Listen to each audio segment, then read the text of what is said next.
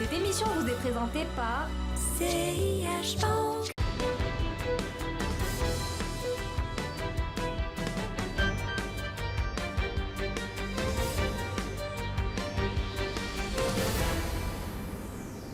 Bonjour à toutes, bonjour à tous et bienvenue sur Bourse News. Aujourd'hui, j'ai le plaisir d'être avec Monsieur Pierre-Olivier Gorincha, qui est directeur des études au FMI. Il est au passage au Maroc pour la conférence du FMI organisée avec la Banque centrale, Banque Maghreb.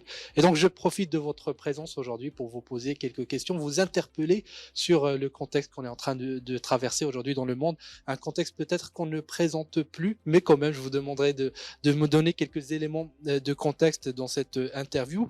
Alors, on va parler d'abord croissance. Vous avez annoncé en avril, vous aviez revu à la baisse vos prévisions de croissance au sein du FMI à 3,6%. Aujourd'hui, où est-ce qu'on en est ? Alors, merci de m'avoir invité.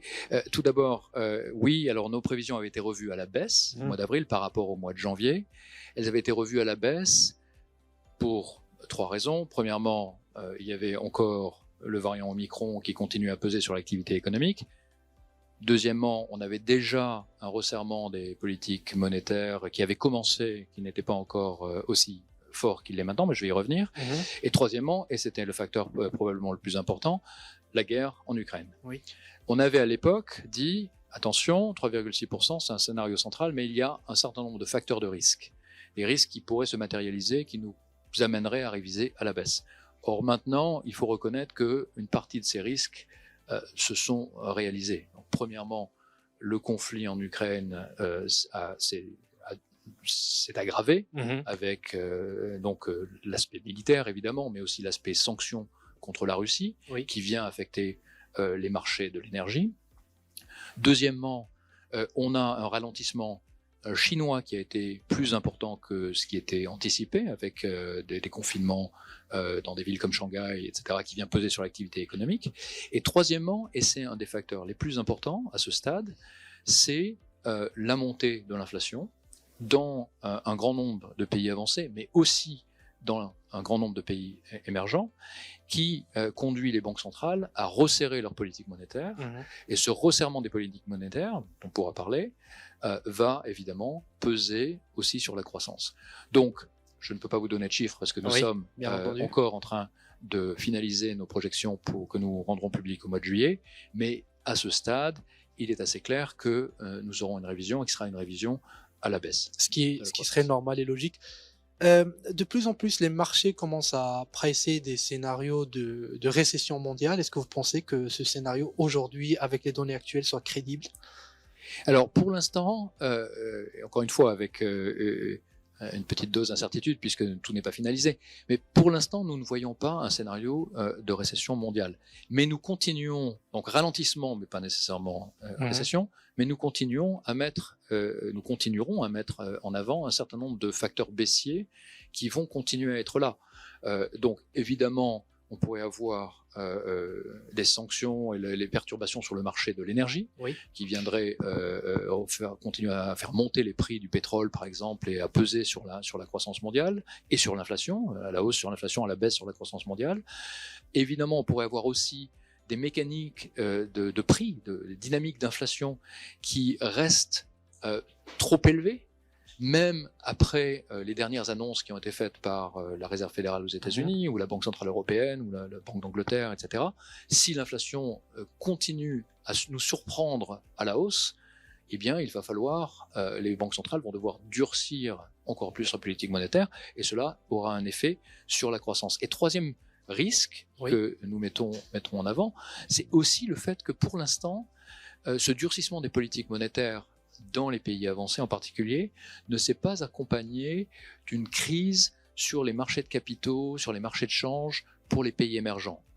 Alors c'est une bonne nouvelle, mais historiquement, on sait que lorsque les places monétaires, les principales places monétaires durcissent leur politique monétaire, la situation devient compliquée pour un certain nombre de pays émergents qui font face à un accès au crédit et des taux de financement qui montent encore plus que la montée des taux directeurs dans les places avancées, des dépréciations de leur monnaie et donc des ralentissements de leur activité économique qui peuvent parfois être plus forts et conduire à une certaine instabilité financière.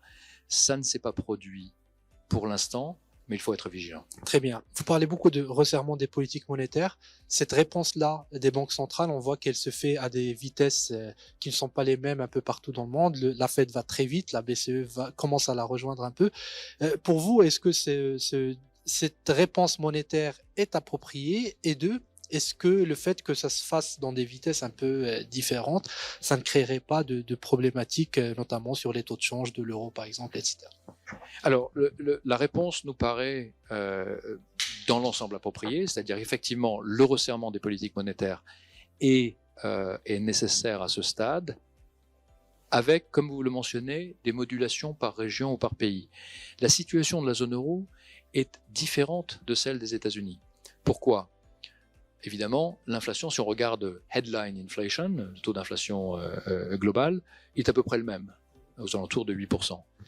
Mais dans le cas de la zone euro, la dépendance énergétique, vis-à-vis de la Russie, mais aussi d'autres fournisseurs d'énergie, implique que l'augmentation des prix de l'énergie, c'est un transfert de la zone euro vers le reste du monde, c'est un appauvrissement de la zone euro, et cet appauvrissement va venir réduire l'activité économique, va venir réduire la demande.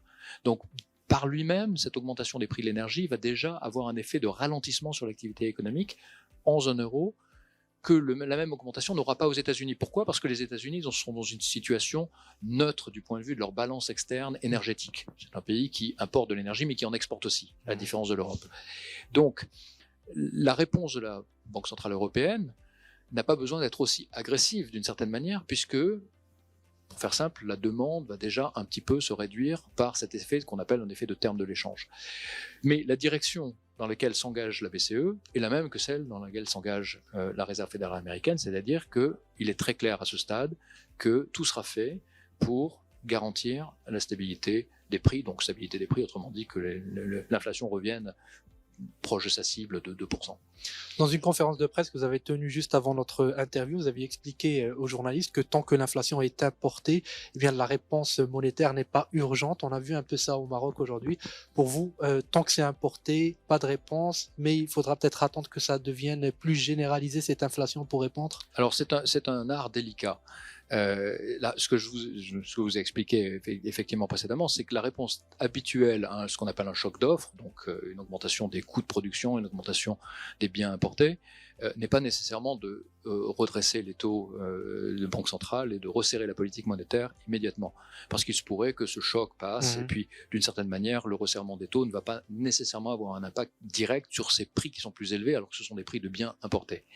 Mais le danger, c'est la transmission de ces prix de biens importés, la hausse des prix importés vers des biens domestiques, des biens peut se traduire plusieurs canaux. Les biens importés sont souvent des biens intermédiaires, ils augmentent les coûts de production des entreprises locales, ça vient augmenter les prix potentiellement des biens produits localement, ou par... il y a des effets d'anticipation également. Des effets d'anticipation et des effets de salaire.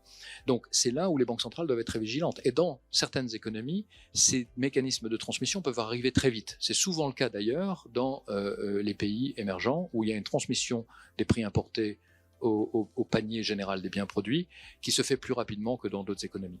Donc il faut être très vigilant, parce qu'une fois que l'inflation s'est installée, il devient plus coûteux de venir la résorber. Donc laisser passer les chocs d'offres, oui, mais en faisant très attention à ce que, en étant très vigilant pour intervenir aussi rapidement que possible. Dernière question, j'abuse de votre gentillesse et de votre temps.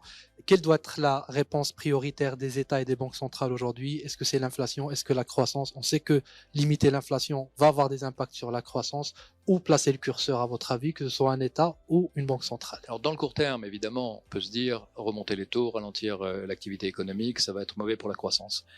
Mais dans la situation actuelle, je crois qu'il n'y a pas il n'y a pas vraiment de trade-off. C'est-à-dire que on sait aussi qu'un environnement d'inflation élevée, c'est un environnement qui est nuisible à la croissance, il est nuisible à la stabilité financière, il est nuisible, et c'est un environnement macroéconomique détérioré, il est nuisible aux finances publiques. Donc, rétablir la stabilité des prix aujourd'hui, c'est garantir les conditions de la croissance de demain. Ça vient avec un coût sur la croissance d'aujourd'hui, évidemment, mais il est important de garantir la croissance de demain.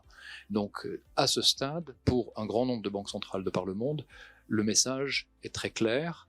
Revenir d'une inflation qui est à 8% par exemple, vers 2% est absolument nécessaires. Très bien.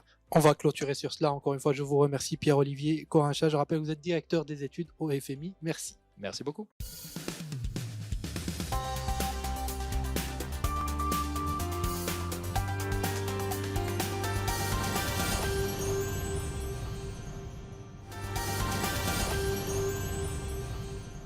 Cette émission vous a été présentée par CIH Bank.